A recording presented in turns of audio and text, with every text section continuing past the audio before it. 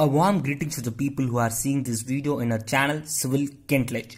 Here in this video we are going to see about reinforced cement concrete. In reinforced cement concrete there are two materials. One is concrete and another one is steel. Concrete, there are different grades like M5, M7.5, M10. Greater than M25 will be of design mix. Less than M25, that is still M25, there is nominal mix. That is, we have constant value irrespective of the available materials. Like M5 denotes 1:5:10. 1% of cement, 1 value of cement, 5 values of fine aggregate, that is sand, and 10 values of coarse aggregate.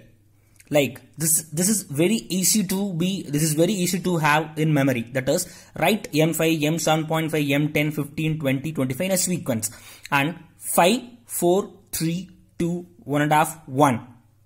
So into 2 of this fine aggregate will be coarse aggregate.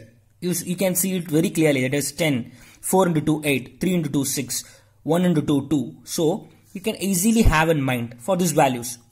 So what is M? What is 20? M is mix. 20 is 20 Newton per mm square. The characteristic compressive strength of concrete in 28 days of curing. Then steel. Mostly steel we are using TMT bars because thermomechanically treated. The grips in the thermomechanically treated will have a good bonding with the concrete and steel. The grades of steel are Fe4 and 5, Fe500, Fe500D. Fe denotes iron, 500 denotes Newton per mm square, D denotes ductile. The difference between Fe500 and 500D is 500D is 0.02% more elastic than Fe500. Then assume a reinforced cement concrete beam like this. Okay, these are columns. The bending moment of beam will be like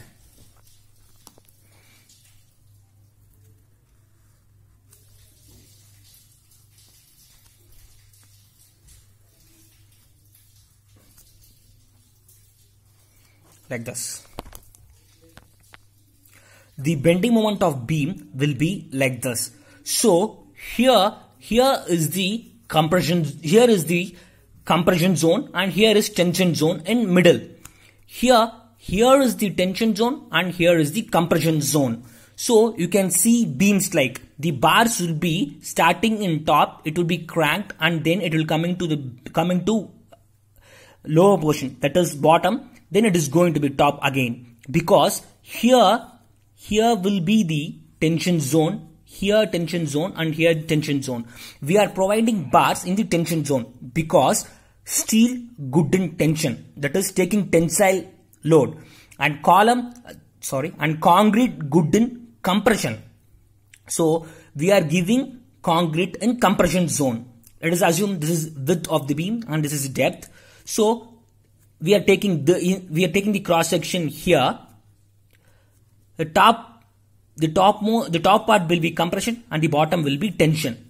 Here we are providing larger number of steels in tension zone, that is like assume 20 mm dia 3 bars, and here it is just 12 mm bars 2 bars, because here this is compression zone, no need of providing steel. And this is the stirrups. These stirrups will take the shear force. Neutral axis. Okay, this is the neutral axis of the beam.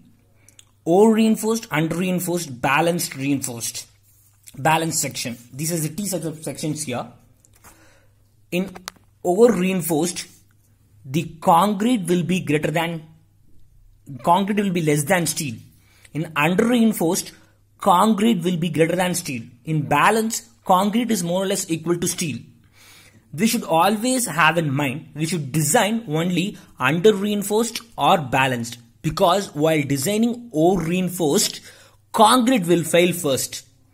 Concrete will have brittle failure. Steel will have ductile failure. That is, brittle failure means like concrete will fail like a glass. It will fail immediately. Steel, ductile failure. That is, it will show that it will first it will the failure of steel is ductile failure. It will show the cross section. It will less its body, like I'm going to fail here. It will intimate us before failing.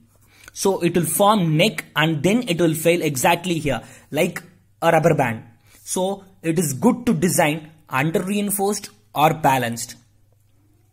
Thanks for watching this video. I hope you understand some concepts and I hope it is good for you. Thank you.